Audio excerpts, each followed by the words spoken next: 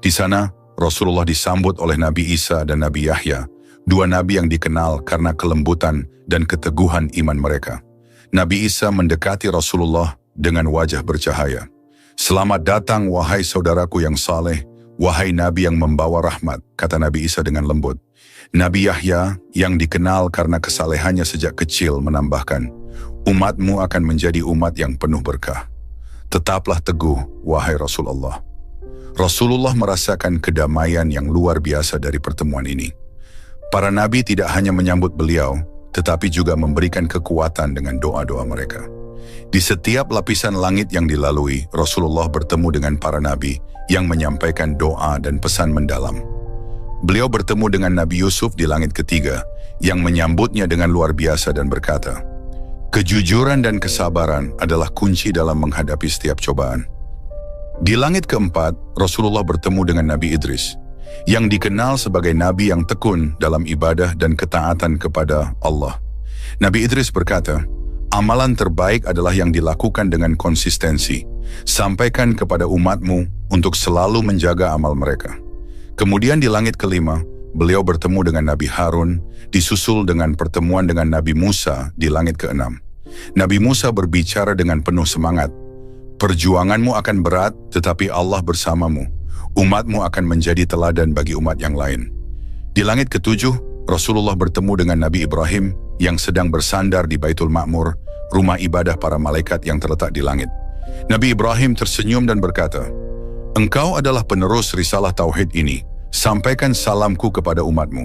Katakan kepada mereka untuk menjaga salat dan tauhid." Akhirnya Rasulullah sampai di Sidratul Muntaha, sebuah tempat yang tak dapat dijangkau oleh makhluk biasa. Pohon Sidratul Muntaha berdiri dengan keindahan yang tak terbayangkan. Daun-daunnya sebesar telinga gajah, dan buah-buahannya bercahaya seperti bintang di malam hari. Akar-akarnya menjulang hingga ke bawah arsy Allah.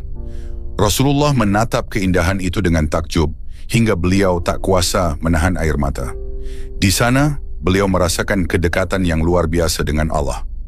Semua beban yang selama ini beliau pikul seolah sirna, digantikan dengan kasih sayang dan ketenangan yang luar biasa. Jibril kemudian berkata, "Wahai Rasulullah, aku tidak dapat melangkah lebih jauh dari sini. Ini adalah batasku. Engkau akan bertemu dengan Tuhanmu." Rasulullah melangkah sendiri. Dalam keheningan yang suci, Allah memberikan wahyu yang agung, perintah salat 50 waktu dalam sehari. Ketika Rasulullah sampai di Sidratul Muntaha, suara yang penuh kasih dari Allah menyambut beliau. Dalam suasana yang suci dan penuh keagungan, Allah memerintahkan sesuatu yang akan menjadi tonggak utama dalam kehidupan umat Islam. "Wahai Muhammad," firman Allah, "Aku memerintahkan umatmu untuk mendirikan salat sebanyak 50 waktu dalam sehari semalam." Rasulullah mendengar perintah ini dengan penuh rasa syukur dan khusyuk. Beliau mengangguk, menerima perintah tersebut tanpa keraguan. "Aku menerima perintah ini, ya Allah," ujar Rasulullah dengan suara yang penuh keikhlasan. Dalam perjalanan kembali, Rasulullah bertemu dengan Nabi Musa di langit keenam. Nabi Musa yang telah melalui banyak pengalaman bersama umatnya, menatap Rasulullah dengan penuh perhatian. "Wahai Muhammad," tanya Nabi Musa, "apa yang diperintahkan Allah kepada umatmu?"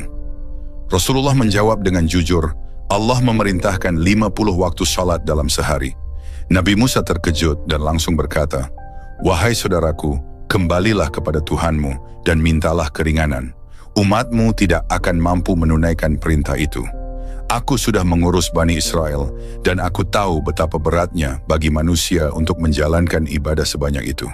Rasulullah yang selalu memikirkan umatnya mendengarkan nasihat Nabi Musa. Dengan rasa hormat, beliau kembali menghadap Allah. Di hadapan Allah, Rasulullah memohon dengan lembut, "Ya Allah, umatku tidak akan mampu menunaikan 50 waktu salat. Mohon ringankanlah beban mereka." Allah dengan kasih sayangnya mengurangi perintah itu menjadi 40 waktu. Rasulullah menerima dengan penuh rasa syukur, lalu kembali menemui Nabi Musa. Namun Nabi Musa masih berkata, "Wahai Muhammad, umatmu tetap tidak akan mampu melakukannya. Kembalilah dan mintalah keringanan lagi." Rasulullah kembali menghadap Allah.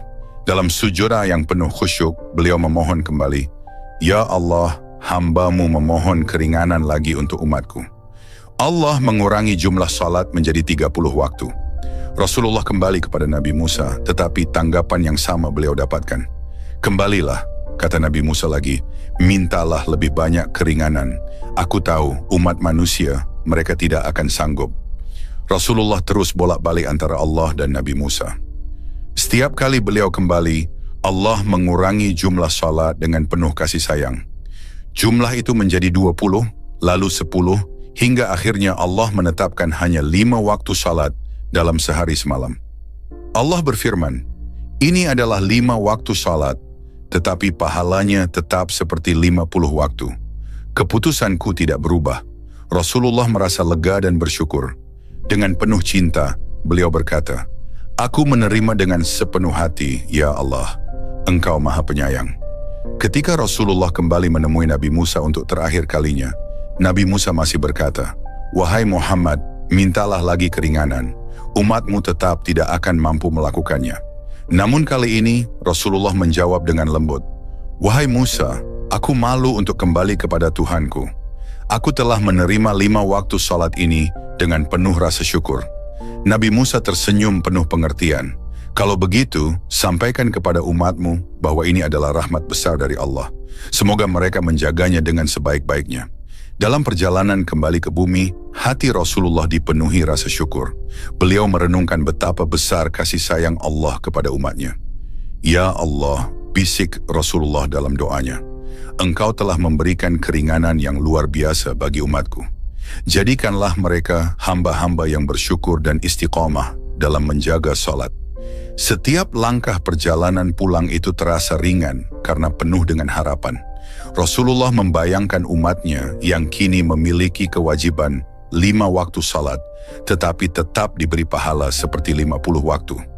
"Aku akan menyampaikan kabar ini dengan penuh kebahagiaan," ujar Rasulullah kepada Jibril.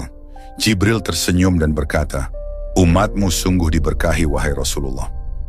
Dalam perjalanan yang penuh keajaiban ini, Rasulullah diperlihatkan oleh Allah tanda-tanda besar yang menjadi peringatan bagi umatnya.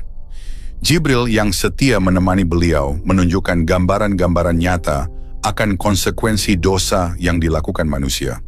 Setiap tanda itu membawa makna yang dalam, dan Rasulullah menyaksikannya dengan hati yang penuh rasa iba dan kekhawatiran.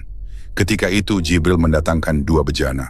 Yang satu berisi susu, sementara yang lain berisi khamar. Dengan lembut Jibril berkata, "Wahai Rasulullah, pilihlah salah satu." Rasulullah memandang bejana-bejana itu dengan seksama. Tanpa ragu beliau meraih bejana yang berisi susu. Jibril tersenyum penuh makna dan berkata, "Engkau telah memilih fitrah, wahai Muhammad.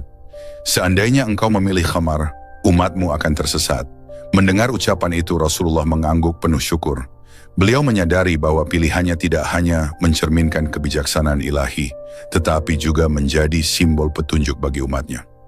Dengan memilih susu, Rasulullah telah menetapkan jalan yang lurus bagi umat Islam. Dalam perjalanan berikutnya, Rasulullah diperlihatkan pemandangan yang menggetarkan hati.